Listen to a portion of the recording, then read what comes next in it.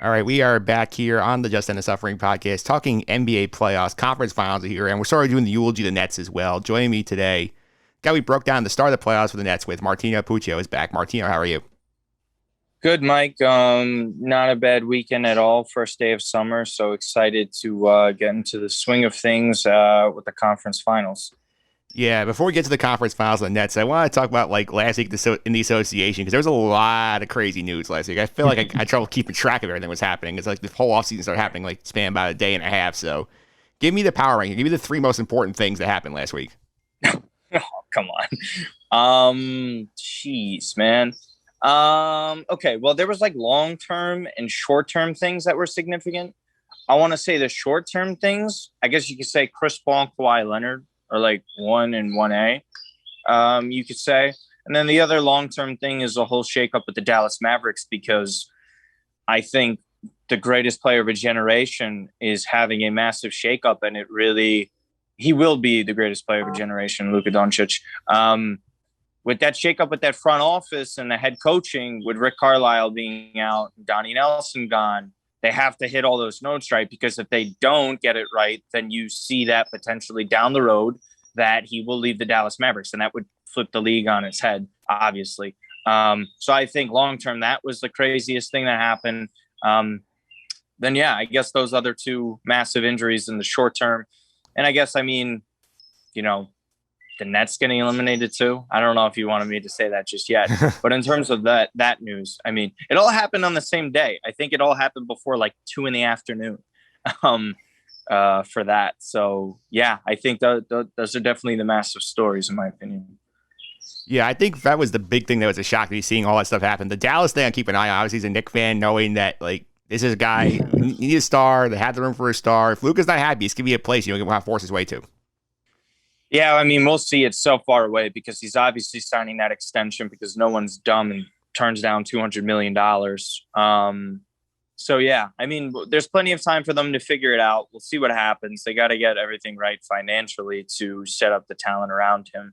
But it's definitely a case that everyone has to keep an eye very close to.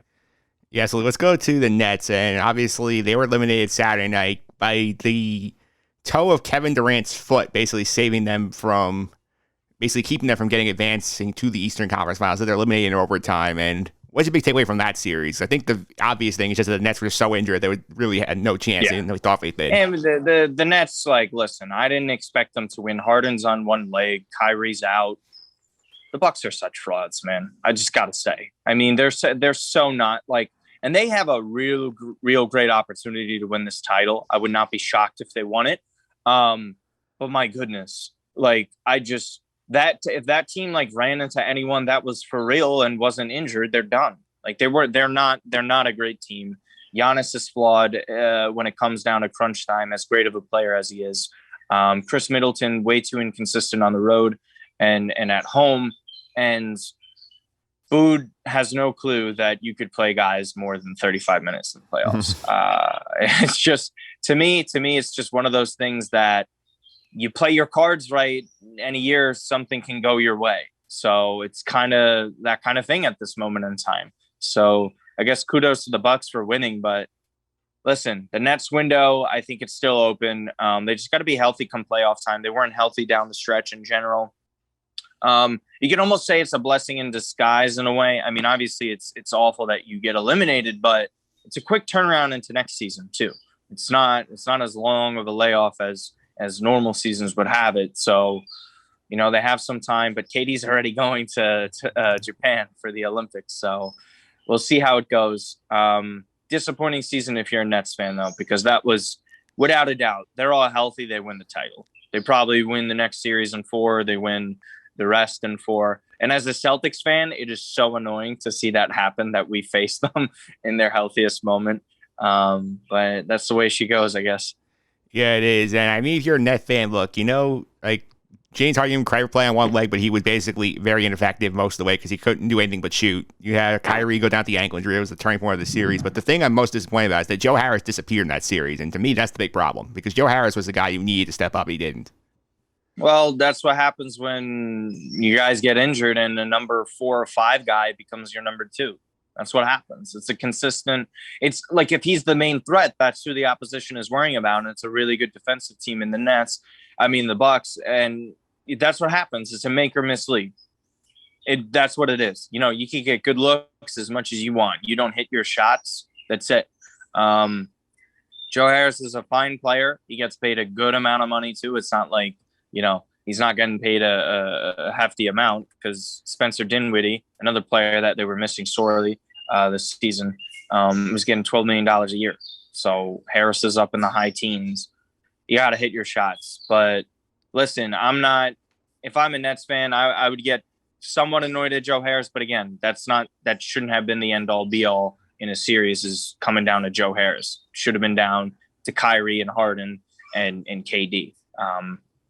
So, I mean, listen, they fought incredibly hard with a thin squad against a squad that's incredibly deep and supposed to be, you know, this heavyweight favorite for a title.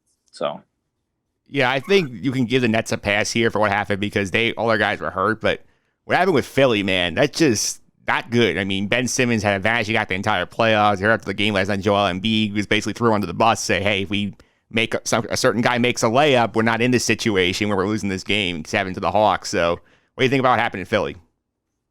I think they just got exposed for what they were. Doc Rivers, I mean, the track record was there. It was prior to Daryl Morey being hired. So can't really blame Daryl for this. You could blame Daryl for not being more aggressive for trading Ben Simmons. This is who Ben Simmons is. The guy is, at this point, he's not going to be this first-team All-NBA player, winning an MVP like some thought he could. The guy has got the closest thing to the yips in terms of shooting that I've ever seen in my life. We thought Markelle was bad. This is just a culmination of everything. You have a bunch of great defensive players, three all-defensive players on this team, and they can't do anything. Tobias Harris coming up small because that's the type of player he is. He is not worth the money that he was paid.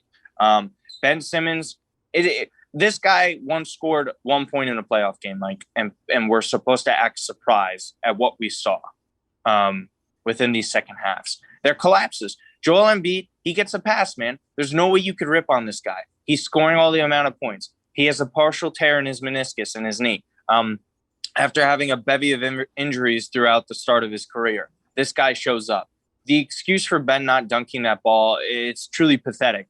And for me, they have to move on as soon as possible. Doc Rivers has to be fired today, and they have to get their own guys in there. The process failed. It failed. No matter what anyone tells you, it absolutely failed. Sam Hinkie, everything he did, I mean, he didn't get to see it through, but it was a failure. Okafor, a bust. Markelle Fultz trade, a disaster. They did some other good things, but I mean, they didn't keep Jimmy Butler at the end of the day. It's just incredible. It's an incredible failure, and they got exposed for what they are, and they're just a second-round team. And the Sixers are not going to win a championship as currently constructed. I don't think they're going to win a championship with these two other stars behind Joel Embiid. And if they can't figure out how to get a star as good next to Joel Embiid, this has been an organizational thing for decades, Mike. I mean, it goes back to Allen Iverson. They never got him a legit number 2 next to him. The best player next to him was Dikembe Mutombo. Yeah. Great player, Hall of Famer, but that's not what you need to beat Shaq and Kobe. That's not what you need to beat the Nets at the time or the Pistons. It's been an organizational failure for decades now, and they're going to have a real difficult time because Ben Simmons' stock couldn't be lower. Yeah. Tobias Harris, no one wants to take on that money, man. Like they got to get a coach in there that wants to coach that team. See what happens. Maybe Mike D'Antoni potentially. But I'm sure D'Antoni will want to figure out where he wants to go in regards to that, since his season ended already as well. But Sixers got exposed for who they were, man. Not very shocked, but great for the Hawks. Amazing leap for them. Yeah, 2 things that the Sixers I want to touch on here is, number one, how much do you think they regret that picking Tobias Harris over Jimmy Butler right now? Because that would have made such a difference to them. I think they regretted it in the bubble, man, when they saw that happen. And I think, again, it was a cultural thing. I don't think Jimmy was on board with that, honestly. Like, I think he kind of saw what was going down there. I don't think he kind of got along with Ben Simmons and kind of the other cast of characters there. maybe him and Joel bumped heads, but at least, Joel shows up when it matters most. The other guys don't. So, yeah, I mean, listen, it's a massive regret, especially after pulling off a trade like that. But again, that's what happens when you have Elton Brand as your GM, who never had experience like that.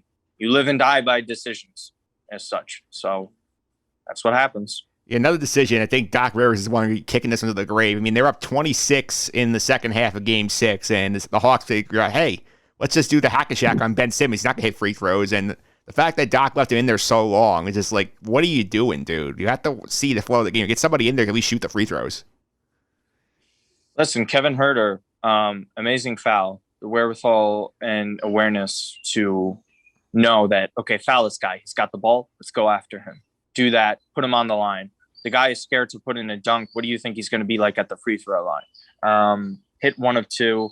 All series, I don't believe he hit both free throws. Could have been all playoffs, honestly, when he goes to the line.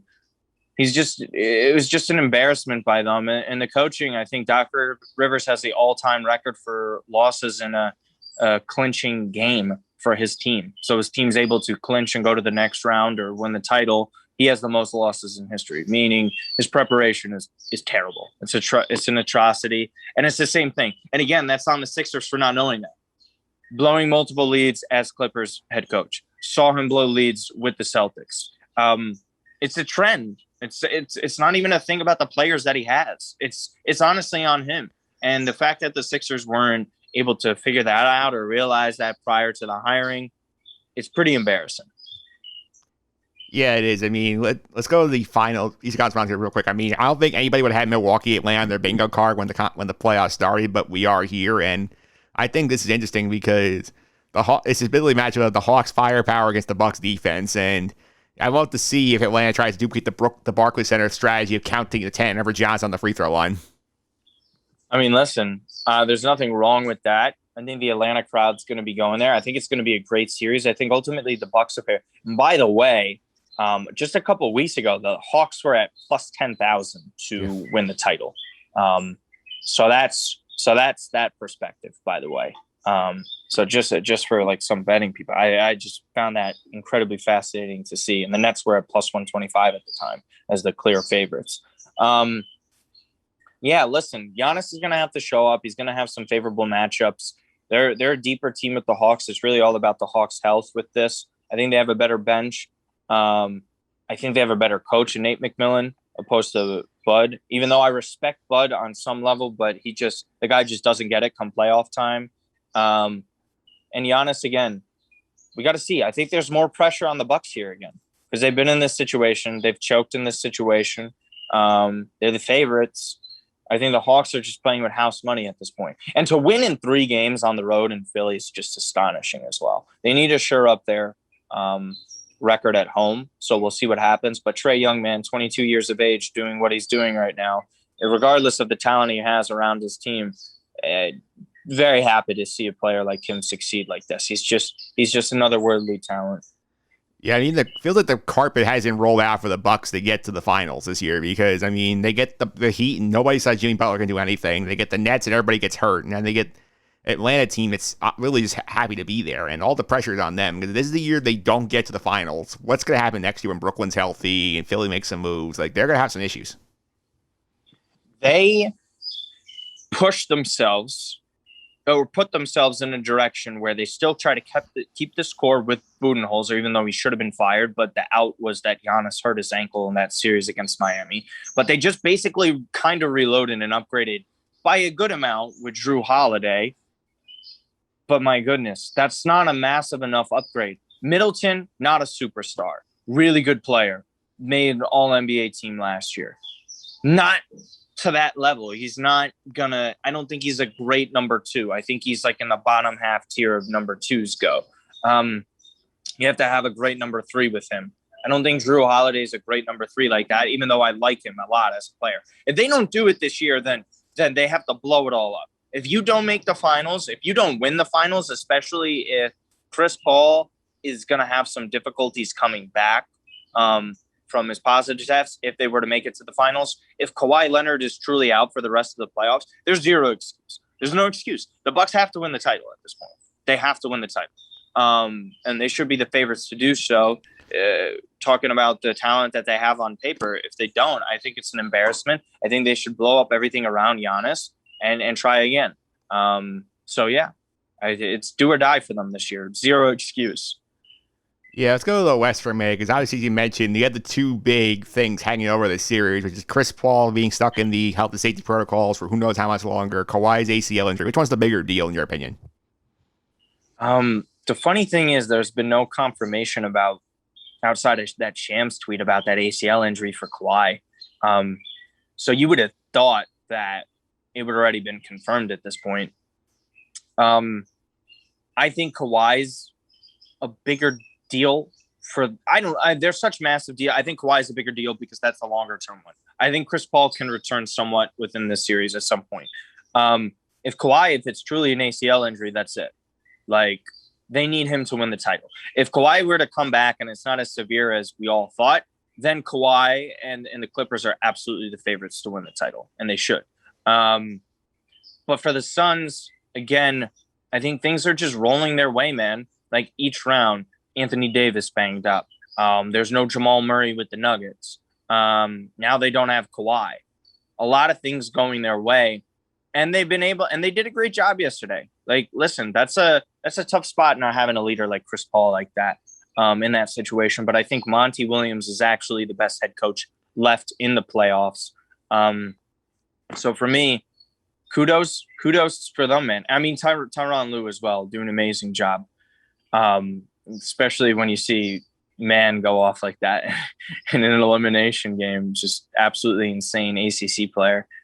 Great to see that happen. I think Kawhi is the bigger loss long term because I think CP3 will be back because Kawhi is that good. I think when healthy, Kawhi is the best player left in the playoffs. Yeah, I also think that this has also been the playoffs where we see the Devin Booker coming out party, because people knew he was good, but like, people don't realize how dominant he can be. We saw that yesterday. Like, this is sort of becoming the Devin Booker breakout part of these playoffs. Yeah, I always thought Devin Booker was this great of a player. I'm not shocked by the slightest to see this happen. He just needed support to get into the playoffs and give him that. Yeah, this is his coming out party on a national audience level. So for me, I think it's great to see him do this and step up. DeAndre Ayton, guys like Cameron Payne step up, Mikal Bridges. And again, talk about Philly being sick to their stomach, seeing their local star kid get traded and go out there and actually make it to the conference final and contribute like he's doing. So, yeah, just all around great performance. And that game was amazing yesterday. And kudos to Paul George, too, because he's kind of exercising some of the demons that he's had in the playoffs. Still needs to do a better job. He had a great first game, in my opinion. So I think it's awesome to see Devin Booker show out like this. And I think he's going to continue to play great in this round. And if they make it to the next, I think he's going to have a great finals as well. Let's go keys to victory here. What about the West? What do you think is the key victory for each of these teams? Can I say getting Chris Paul back? Or, yeah, that could be one. I mean, that would be the lazy take. I think, again, it's just for the Clippers, I'll say this. If Kawhi doesn't come back, Paul George has to be everything that they think. The second unit, like a guy like Luke Kennard, you have to be consistent. You have to get your money's worth. Zubac has to dominate his matchups. Their bench just has to outplay their bench. And I respect the Suns bench. There's some quality pieces on there. But again, it's going to have to be that you can't rely on Terrence Mann to do that every single game. I mean, he just had the 9 points. Again, you can't get angry at the guy. He's on 4 shots, but he has to play better defense. You pick up too many fouls like that. I don't expect much from Boogie. Marcus Morris has to do a much better job of hitting his shots. Can't go 0 for 5 from 3. And Batum as well. Those veteran guys have to step up because there's a lot of experienced players within this team. So we'll see what happens with them. As for the Suns, you get back Chris Paul, the series is over. Especially if Kawhi doesn't return. I think they're good enough. They won this game at home. We'll see what happens because the Clippers played amazing at the Staples Center. So, got it. Someone's got to get them in check. Pat Bev has to go on, Booker for more stretches. If you got to find him the minutes to get in there. Beverly for 15 minutes isn't long enough. regardless of what he gives you on offense. If he doesn't give you a lot, you got to put him on there, or even try switching Paul George on Devin Booker. Just you got to do it. You got to do it. You could live and die if Jay Crowder is the one hitting the threes in your face or Bridges. Get these matchups in there. If you have a great defender like Paul George, you got to use him to your advantage in this. Just like the Heat used to put LeBron on Derrick Rose. Yeah, it's not like for like matchup in terms of position, but you have to put your best defender on their best offensive player. Yeah, it makes some sense. I think in terms of the East, I think the one thing if you're Milwaukee you have to do, which is something the Knicks and the Sixers couldn't do, is like find a way to attack Trae Young defensively, because honestly, he puts so little effort into defense because nobody's been able to expose him. I think that's why he's down on the offensive end. Make him work on that end and make that harder, make his life harder. They should, but I just sometimes that offense is so inconsistent. I personally think it's a good matchup for the Bucks. People are kind of off on it and think that they're going to have a hard time defending some of their guys. But if Giannis is able to take out like a Gallo in that game, or he's on Kevin Huerter, I have no idea what Bogdanovich's situation is going to be for the whole series. That's kind of up in the air. It's kind of on their side. And I think Brook Lopez is going to have a really solid series offensively. Defensively, him going up against Clint Capella, I'm genuinely fascinated by that. I just think the Hawks have the better depth in this. And if they could stay healthy, I think that's all that matters. But you're right. The way teams attack Steph Curry at times is going to be very similar blueprint to what you have to do against Trae Young. And Drew Holiday has to be that guy for it. I have no doubt Middleton will step up in this series, but Drew Holiday is the X factor for the Bucks, in my opinion. No worries about Giannis. I think Giannis is going to absolutely dominate. Just no doubt in my mind for that. Yeah, what about Atlanta? What do you think Atlanta has to do in this series besides obviously let Trae Young cook? I think it's got to be, if Bogey is healthy, then he's just got to shoot the lights out of it. It's just when Trae Young sets you up, you have to hit your shots. Otherwise, if the Bucks defend well enough on the perimeter, which they're capable of doing, and they make their life difficult, then it's going to be a problem. Yeah, and I think that bench has just got to step up. Kevin Huerter, I don't think he's going to have games like that every single night. But again, you think about it in general, like it's like they faced a team that had 3 all defensive players, and they had some great times doing it. Bucks aren't as strong defensively, but they match up well. It's just about letting Trae Young set up and put his guys into position. If yesterday he didn't even have 30 points. I don't even think he got to 25 points last night. He could have, but with the free throws. But Trae Young playing to that level and them still winning on the road is just a discussion about how great of a player he is. He got to 21 points. He shot awful. 5-23, 2-11, 6 turnovers. He didn't play that great. But he stepped up when it counted. So yeah, honestly, it's just guys like Gallo and Bogey hitting their shots. Otherwise, I expect Trae Young to step up. So yeah. All right. Before we get to your finals picks, let me throw you a different question here. If you are ABC and you have the finals here, assuming Kawhi is out with this ACL injury, what 2 teams do you want in there to try and get you the best ratings?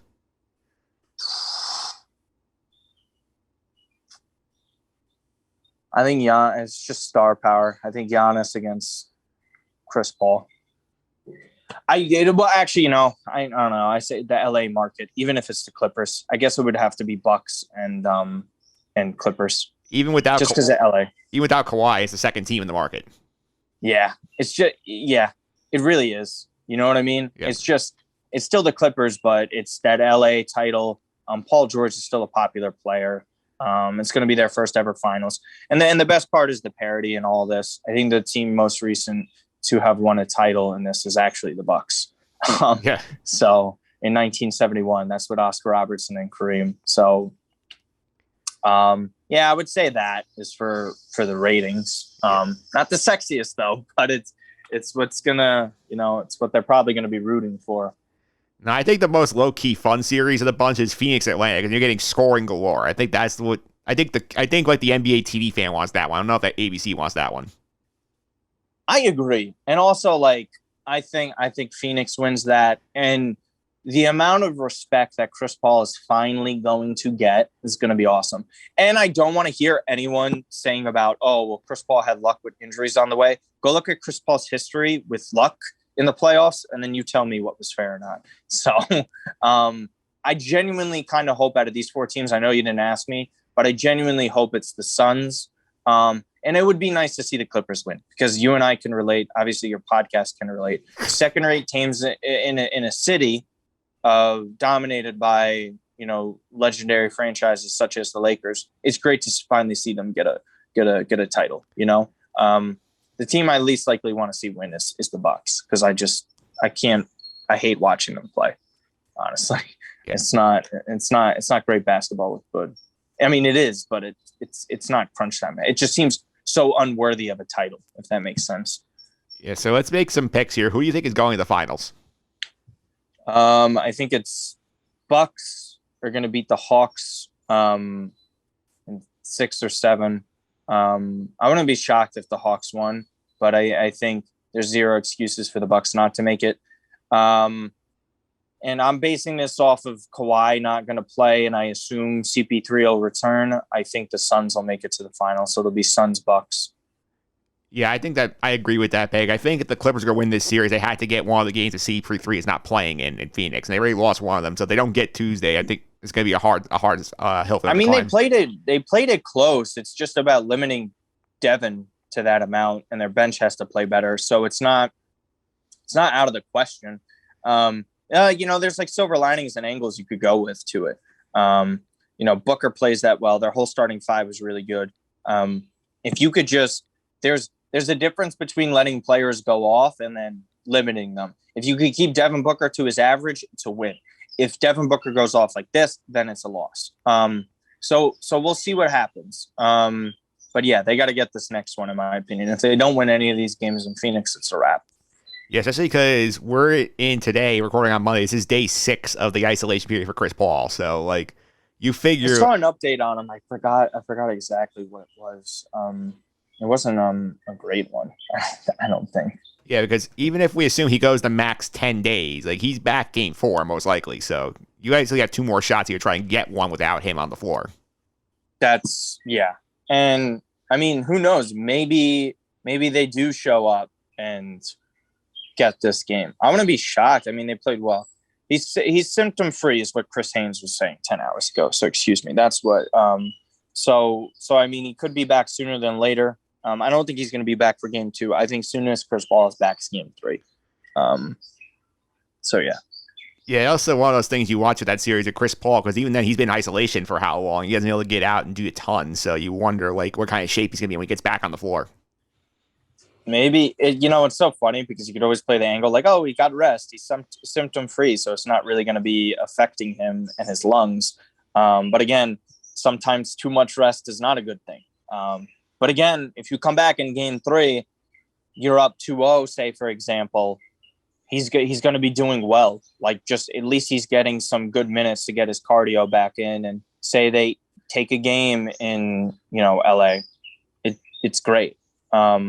So I think there's only positives for that. There are. Martino, thanks all the time. I really appreciate it. Before I let you go, how can you follow social media, keep on some of the stuff you're up to? Yeah, you can just follow me on social media at Martino Puccio, State of Play Podcast, The Athletic, some of the stuff I'm writing. We've been giving out picks. Me and 3 other writers from The Athletic have been giving out picks. Just picking a winner every single day in the Euros. I have my Euro 2020 preview. I said Italy, I picked as my team for the best value to win the tournament. They moved from plus 850. When I wrote that, they're all the way up to 520 now after having a great group stage. So you can check out all that stuff on there. Thanks for having me on again. Always fun to talk. Hopefully the Mets do well in this doubleheader today. Starting to get really sick of the lineup we've been putting out lately. So hope it goes well. Yeah, I mean, I talked about that at the top of the show this week with the Mets, because, I mean, this is sort of the point where you can sort of see that the JV line is getting a little tired here, where some of these guys are feeling the wear from getting a lot more at-bats than they're used to. But the good news is, I mean, Jeff McNeil's supposed to be back today, Michael Ford by the end of the week, maybe Brandon Nimmo shortly after that. The group's starting to get together. Yeah, this week, like you have to, I'm fine with splitting some of these double headers. It sucked losing 3 or 4. Listen, I didn't expect to win the series in Washington. It just hurt more with no offense and losing a Lucchesi start like that. And then again, losing a guy like Lucchesi, it's like they're put in flux with, they kind of have to make a move now to trade for a guy. So, I mean, we'll see what ends up happening there. And again, keep on talking in that chat with Will about the D-backs faltering like that. Got to go try and purge them, try and get something from them. They need a bat like that. I think what we truly need, Mike, is a Kelly Johnson, Juan Uribe type move where it's a really good hitter that we can plug into the lineup, or even a pitcher to that extent. And, you know, I mean, I'm not saying Tyler Clippard level, someone a little bit better, hopefully. Got to make moves like that. Got to make a move like that. Because this is the most important month of the season, in my opinion. So if we could get out of this kind of unscathed or a good enough position within first place, then we're in good shape.